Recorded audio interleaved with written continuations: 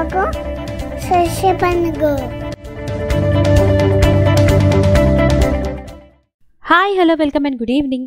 இன்றைக்கி டமாத்து நல பாகத்தில் ஒரு சூப்பரான ரெசிபி, எல்லாருக்குமே பிடிச்சது பிரியாணி. ஸோ வெஜிடபிள் பிரியாணி வந்து எப்படி பண்ணுறதுன்னு நான் வந்து சொல்ல போகிறேன்.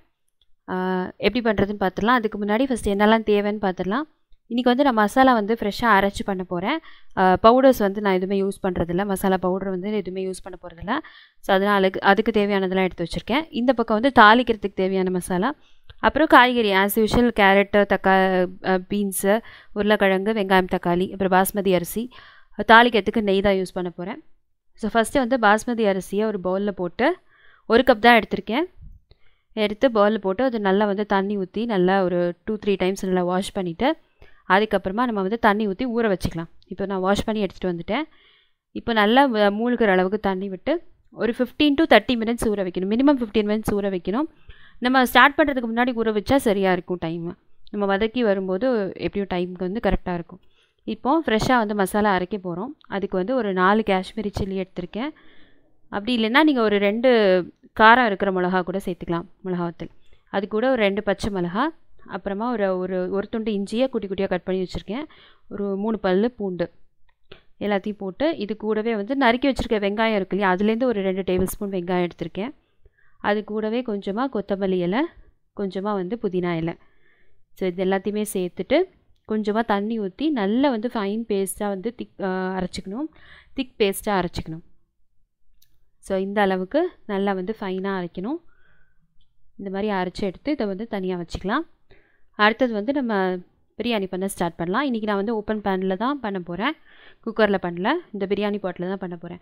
ஸோ ஃபஸ்ட்டு வந்து 3 டேபிள் ஸ்பூன் நெய் சேர்த்துக்கிறேன்.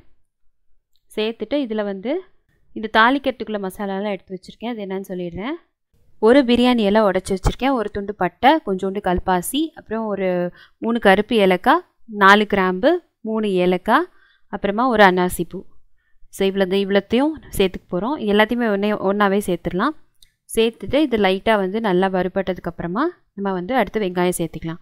ஸோ இது வந்து நல்லா வறுந்து வாசனை வரணும் நெய்யில். ஸோ ஒரு 1 மினிட் ஆகும். கொஞ்சம் லோ ஃப்ளேம் பண்ணிக்கோங்க, இல்லைன்னா கரிஞ்சு போயிடும். அதனால் லைட்டாக வந்து வறுத்துட்டு நல்ல வாசனை வரும், உடனேயே வறுந்த உடனே வாசனை வரும். அப்புறமா நம்ம வந்து நறுக்கி வச்சுருக்க வெங்காயம் சேர்த்துக்கலாம். வெங்காயம் வந்து ஒரு பெரிய வெங்காயம், ஒரு வெங்காயம் போட்டுக்கோங்க, பொடி பொடியாக கட் பண்ணது. அப்படி இல்லைனா மீடியம் சைஸாக இருக்குன்னா 2 வெங்காயம் சேர்த்துக்கலாம். வெங்காயம் சேர்த்துட்டு ஒரு 2 நிமிஷம் நல்லா வந்து வதக்கணும். வெங்காயம் வந்து நல்லா வதங்கணும், கண்ணாடி மாதிரி டிரான்ஸ்பரண்ட்டாக ஆகிற வரைக்கும் வதங்கணும். அப்புறம் மஞ்சள் பொடியும் தயிரும் நான் வந்து சொல்கிறதுக்கு விட்டு போயிடுது. ஸோ ஒரு 1/4 கப் தயிரும் மஞ்சள் பொடியும் கலருக்கு சேர்த்துக்க போகிறோம். இப்போ வெங்காயம் வந்து இந்த பக்கம் நல்லா வதங்கிட்டுருக்கு. இப்போ இது கூட 2 பச்சை மிளகாய் கீரி சேர்த்துக்கிறேன். ஸோ பச்சை மிளகாயும் சேர்த்துட்டு ஒரு நிமிஷம் நல்லா வந்து வதக்கிக்கலாம். இப்போ நம்ம அரைச்சி வச்சுருக்கிற அந்த பேஸ்ட்டு சேர்த்துக்கலாம், மசாலா பேஸ்ட்டை. அதை சேர்த்துட்டு நல்லா ஒரு 2 to 3 மினிட்ஸ் அந்த பச்சை வாசனையெல்லாம் போகிற அளவுக்கு நல்லா வந்து வதக்கணும். பச்சை வாடை எதுவுமே இருக்கக்கூடாது, அப்போ தான் வந்து பிரியாணி சூப்பராக இருக்கும். ஸோ அதனால் கொஞ்சம் டைம் எடுத்து வதக்குங்க, அடியில் பிடிக்காமல் பார்த்துக்கோங்க. குக்கர் யூஸ் பண்ணும்போது இந்த மசாலாலாம் நல்லா வந்து உள்ளே இழுத்துட்டு அந்த நெய் வந்து பத்தாமல் இருக்கும். ஸோ அதனால் நம்ம வந்து நெய்யோ எண்ணெயோ நம்ம வந்து ஆட் பண்ணிக்கலாம், தப்பில்லை.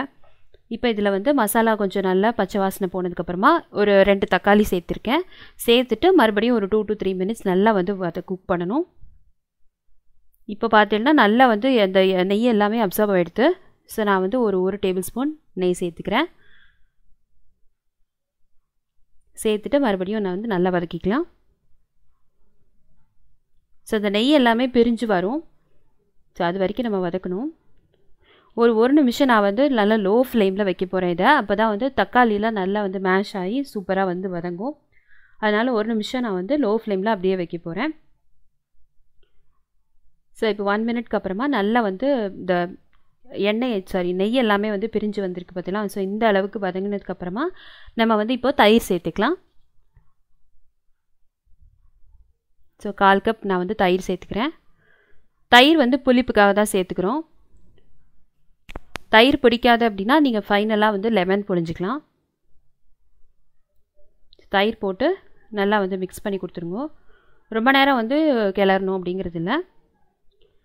இப்போ வந்து இதில் நம்ம காய்கறி சேர்த்திக்கலாம். ஒரு 7-8 பீன்ஸ் கட் பண்ணது, அப்புறம் ஒரே ஒரு கேரட் வந்து பொடி பொடியாக கட் பண்ணது, ஒரு உருளைக்கிழங்கு பொடி பொடியாக கட் பண்ணது, கொஞ்சமாக வந்து பச்சை பட்டாணி எல்லாத்தையுமே சேர்த்துட்டு நல்லா வந்து கிளறிடணும். அதே மாதிரி நான் கொஞ்சம் டைம் எடுத்து பண்ணுறேன், அதனால ஒவ்வொரு ஸ்டெப்லேயும் வந்து கொஞ்சம் கொஞ்சம் டைம் எடுத்து அது நல்லா வதங்கினதுக்கப்புறமா பண்ணுறேன். நீங்கள் மொத்தமாக வந்து எல்லாத்தையுமே போட்டுட்டு குக்கர் கூட நீங்கள் மூடி வச்சு அப்படியும் பண்ணலாம். இப்போ வந்து தேவையான அளவு உப்பு சேர்த்துக்கிறேன். உப்பு சேர்த்துட்டு நல்லா வந்து வதக்கிக்கணும். நான் என்ன பண்ண போகிறேன் அப்படின்னா, இந்த காய் வந்து கொஞ்சம் வதங்க ஆரம்பித்ததுக்கப்புறம் ஒரு 25% வதங்கினதுக்கப்புறமா தான் நான் வந்து அரிசி சேர்த்து மூடி வைக்க போகிறேன். அப்படின்னா நல்லா வந்து வெந்திருக்கும். ரொம்ப குழையாது, பட் வந்து கரெக்டான கன்சிஸ்டன்சியில் வெந்திருக்கும் காய்கறியும். இல்லைன்னா அப்பப்போ அந்த பச்சை வாசனையோடு அப்படியே திட்டுத்திட்டாக இருக்கும். அதனால தான் கொஞ்சம் அந்த மசாலா ஓடி நல்லா வந்து மிக்ஸ் ஆனதுக்கப்புறமா நான் வந்து இப்போது அரிசி சேர்த்துக்கிறேன். பாஸ்மதி அரிசியை வந்து வடிச்சிட்டு சேர்த்துக்கலாம். நம்ம ஊற வச்சுருக்கிறதுனால அரிசி வந்து கிண்டும் போது பார்த்து கிண்டுங்கோ, ஏன்னா உடையறதுக்கு சான்சஸ் இருக்குது. ஊற வச்சா தான் ஓப்பன் பாட்டில் வந்து நல்லா வேகும், இல்லைன்னா ரொம்ப வந்து நம்ம ஆறி அதுக்கப்புறமா எடுக்கும்போது ரொம்ப உதிராக இருக்கும். இப்போது இதுக்கு வந்து 1 கப் அரிசிக்கு 2 கப் தண்ணி சேர்த்துருக்கேன். சேர்த்துட்டு இது மேலாப்பில் கொஞ்சமாக புதினா இலை, கொஞ்சமாக கொத்தமல்லி இலை சேர்த்து லைட்டாக வந்து கிளறி விடணும். உப்பு வந்து நீங்கள் பார்த்து இப்போவே அட்ஜஸ்ட் பண்ணிக்கலாம், அதுக்கப்புறமா நீங்கள் போட்டு கிண்ட முடியாது. அதனால லைட்டாக நல்லா கிளறிட்டு உப்பு தேவைப்பட்டால் உப்பு சேர்த்துக்கலாம். உப்பு தேவைப்படும் நினைக்கிறேன் எனக்கு. ஸோ எனக்கு கொஞ்சம் உப்பு தேவைப்பட்டது, அதனால கொஞ்சமாக உப்பு சேர்த்துக்கிறேன். சேர்த்துட்டு லைட்டாக கிளறி விடுங்க, ரொம்ப கிளற வேண்டாம். லைட்டாக கிளறிட்டு லிட்டை போட்டு மூடி வச்சு ஒரு 10 மினிட்ஸ் வந்து நல்லா வந்து குக் ஆகட்டும். மீடியம் ஃப்ளேமில் வைக்க போகிறேன். அரிசி சேர்த்து தண்ணியெல்லாம் விட்டதுக்கப்புறமா நமக்கு வந்து ஃபைனலாக நம்ம வேக வைக்கிற டைம் வந்து பார்த்தீங்கன்னா டோட்டலாக வந்து 15 மினிட்ஸ் தான். அதில் வந்து ஃபஸ்ட்டு 10 மினிட்ஸ் வந்து நம்ம வந்து மீடியம் ஃப்ளேமில் வச்சு வேக வைக்க போகிறோம் 10 நிமிஷத்துக்கு.